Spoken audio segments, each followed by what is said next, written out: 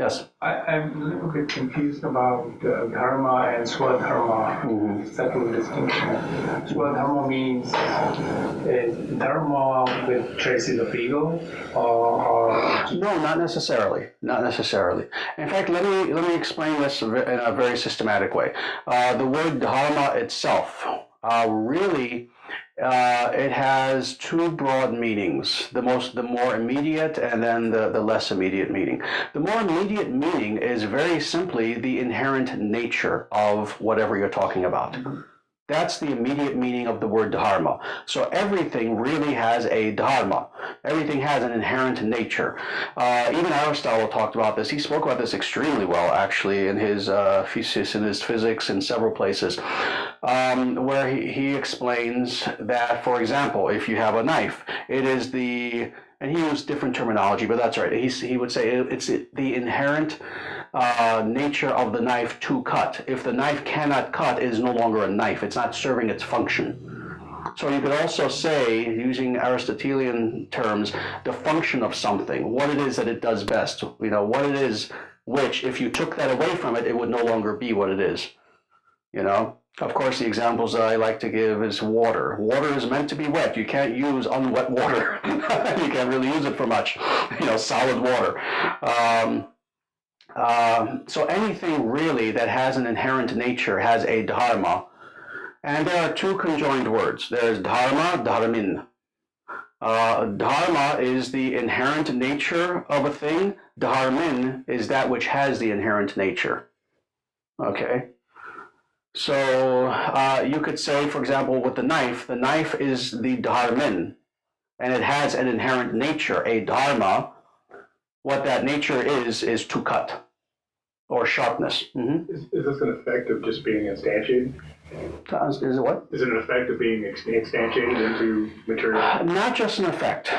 No, because with the idea of effect, of course, you have cause and effect, causality.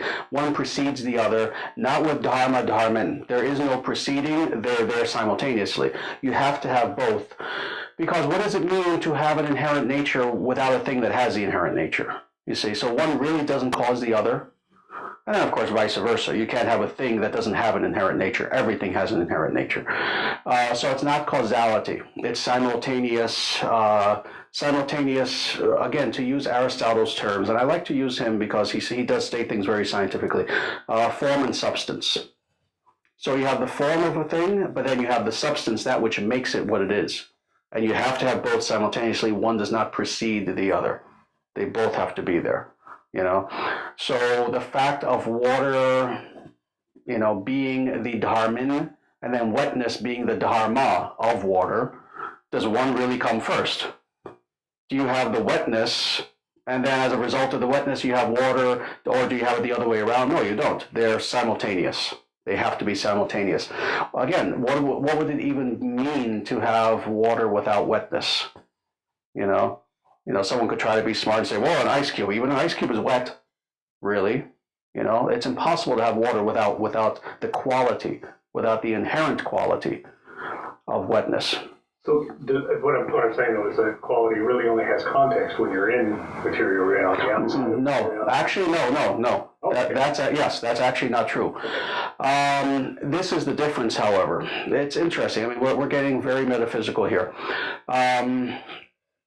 Even in a purely spiritual sense, you still have dharma, dharmin. However, the two are indistinguishable then. They are factual but indistinguishable. I don't know if that makes sense. I'll try to explain that. You are what you are. Exactly. Yeah, that's it. Exactly. You are what you are. You can make a distinction. So, for example, here, we can make a distinction. For example, I can give a 1,000 examples. Once you hear this, it'll be obvious. God is love. Well, even in that statement, you are making a factual distinction. You're speaking about the Dharman, God, that being who has something inhering to it. But then you are describing a quality of God. God is love. Love is the quality. Factually, you can see the distinction. You can understand it. But then understanding God in the highest sense, are the two separate? No, they are one. They are one. Especially in this higher sense, again, not material love, but spiritual love. God is love, love is God. Only in the purely spiritual sense can you say that. You know? And you've heard me say this, speaking linguistically and in the material sense, that you can say, again, from our material perspective, you can say God is truth, but you cannot say truth is God. And you've heard me talk about this before. You know, I've gone very in depth into why you can't say that. In the purely spiritual sense, you can say it. Because in the purely spiritual sense, when you're using that term truth, you're not merely talking about something factual. You know, the fact that I am sitting here is a truth, but it's just a factual truth. It's not an absolute truth. But when you speak of truth in the spiritual sense, are you speaking of merely factual truth? And wait, factual truth meaning, by definition, truth that is within space and time, you see? You're not speaking about factual truth at that point because you're in a realm beyond space and time. Thus, when you use the word truth, you are saying God. Truth is God. God is truth in this purely spiritual realm.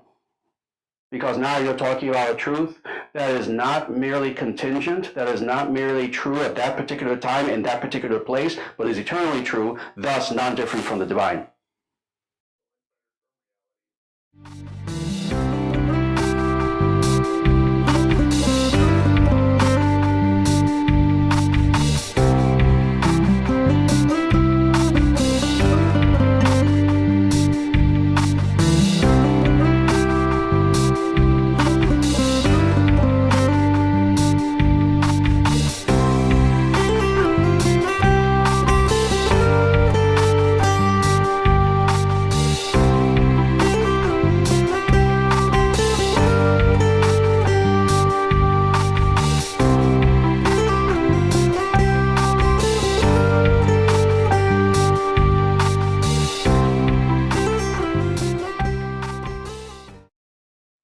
And that's true for any of the qualities of God.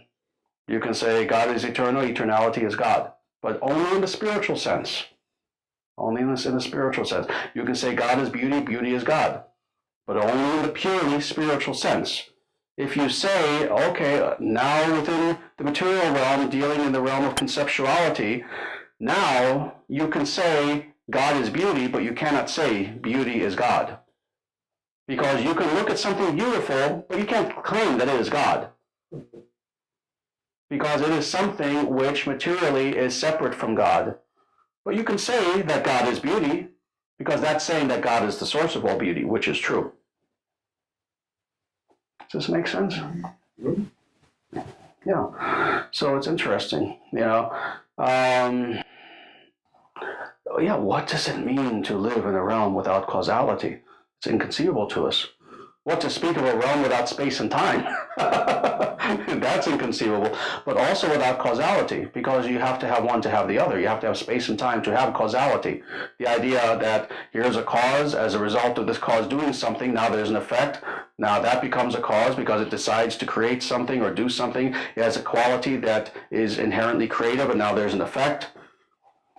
You see, you can even see in this chain that there has to be the presupposition, the pre-existence of space and time for any chain of causality to exist. Now, what does it mean to live, to be, to exist in a realm where there is no space, there is no time, thus even the presuppositions that must be there for causality are not there, thus there is no causality.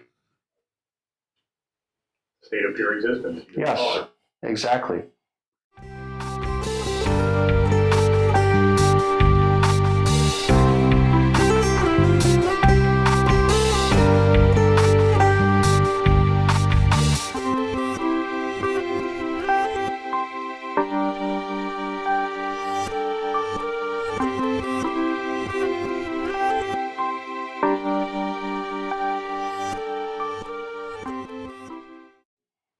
Now, of course, this is what gets difficult for people. You know, this is very deep metaphysics we're talking about. When we try to point to that which you cannot point to, this is where people get confused. This is where Shunyavada. This is where Mayavada come from. In other words, this is where Shunyavada, meaning the Buddhist idea of nothingness being everything. This is where this idea comes from, but also the idea of Mayavada, the idea of Advaita, the idea that ultimately there is no variegatedness in the spiritual realm, this idea of impersonalism. Because people can't understand, well, wait, how is it possible that we're talking about a realm where there is no space, there is no here and there? To even conceive of such a thing is very, very difficult. There is no time. There is no, well, this happened, a few minutes ago. Ooh, this is a realm without minutes. There is no, oh, well, I'm going to do this in an hour. There are no hours. A realm where there is no causality, there is no, well, this created this created this. What does it mean to conceive of such a place? All that the human mind can do is tend to think impersonal. Well, therefore, it must be just some energy. It must be just something that's just static, you see. Not understanding that within the spiritual context, there still is variety, there is variegatedness, there is depth, there is color. Color not meaning quite literally, brown, white. Colorization, meaning that there are mellows and hues within our very existence. There is still relationship. Even though there's no spatiality, still we are in relationship with God and with other Atmans. And it's impossible for most minds to grasp that you can have both. What is both? To state it simply, a realm without any of the laws of materiality applying, but yet laws of spirituality applying perfectly.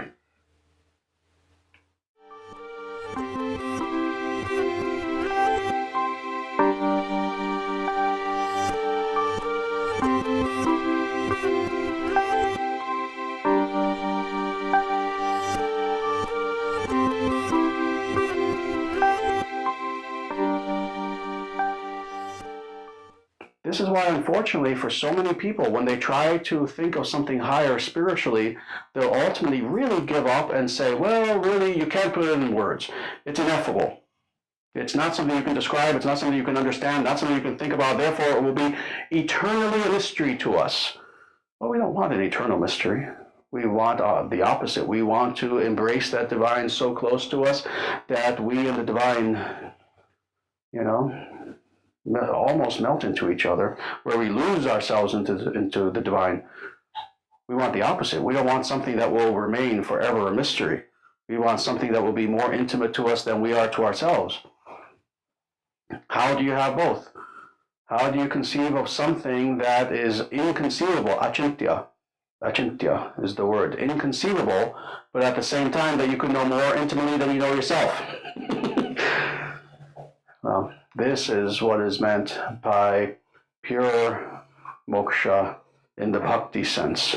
Pure liberation in the sense of devotional consciousness, that you have both absolute transcendence of all materiality, including all the forms and categories of materiality and all the conceptualizations of materiality, while at the same time embracing a reality that is more vivid than anything conceivable by the human mind, because it is based in pure consciousness and our consciousness in devotion to the supreme consciousness, Paramapurusha. Far from impersonal. Far from impersonal. As radically personal as it gets. But personal, not meaning human personal, not meaning material personal, but purely spiritual personal. That divine person. So.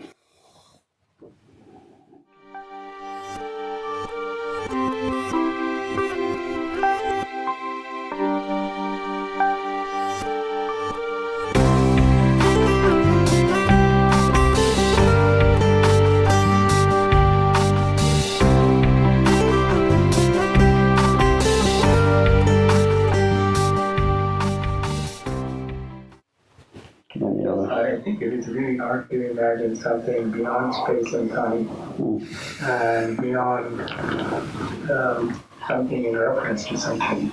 And I think you probably get glimpses of those when you meditate. That's the whole idea of experiencing that particular state where you don't have this causality of space and real relationship to that. Exactly. You experience it. Yeah. It's something, it's interesting. Everyone here is very intelligent, everyone here, thinks very philosophically. And then, of course, if you're like on a college campus or, if you go to the library a lot, or if you're in any sort of environment where you have people who are constantly thinking, it's very easy to get lost in conceptuality, because it's a vast realm. Oh, there's so much that we can do, just with our minds, and it's very difficult sometimes for intelligent people to grasp the idea that there's something beyond intelligence, even.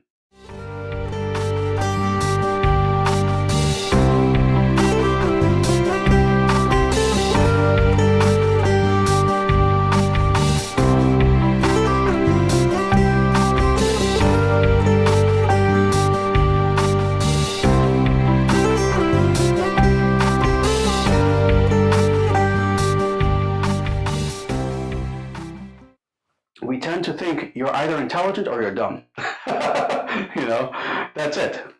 That's what we tend to think. You're either intelligent or unintelligent, but this is transintelligent, transintellectual. In other words, that's the third option. You're either unintelligent or you're intelligent, or you've gone vastly beyond mere intelligence alone. And it's that third option that we're looking for. It's not that you lose intelligence. On the contrary, I say this all the time. It's not that when you achieve liberation, suddenly you become a mindless stone. No, you still have body, you still use intelligence, but you've transcended intelligence. You are not living as if you are intelligence. You see? When you achieve a higher state of consciousness, do you lose the body? No, you're simply living no longer as if you merely are the body, but you still have the body. Most people live as if, quite literally, they are the body. Their frame of reference, their focal point of reference is this.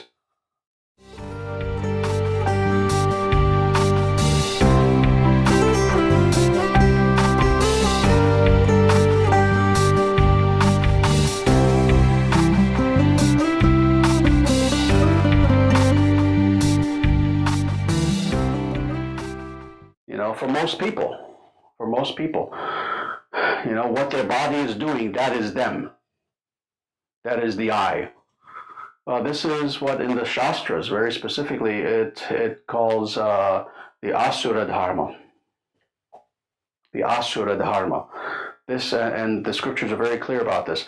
The Dharma, let's say the spirituality, the religion of the Asuras, of the demonic people, is such that they believe that they are the body. And that's how they live.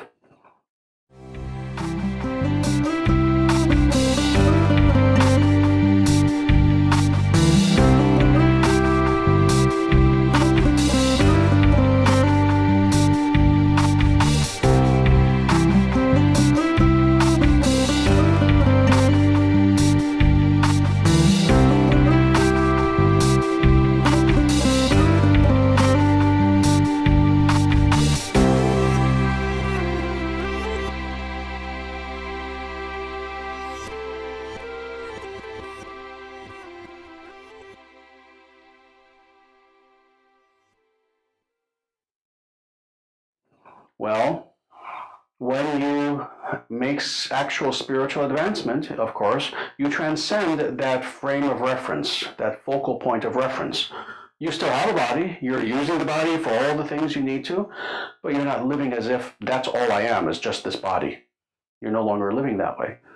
Well, imagine this just a few steps higher.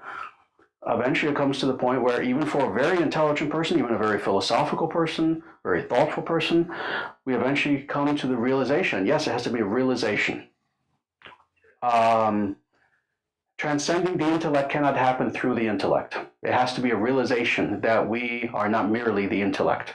We are not merely conception, what we conceive. You can't think your way to liberation. No, you can't think your way to liberation. Exactly. So that's the idea.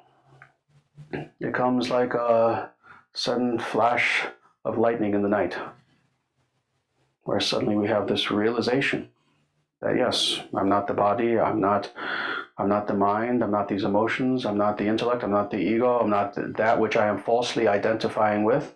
I am that which is the eternal.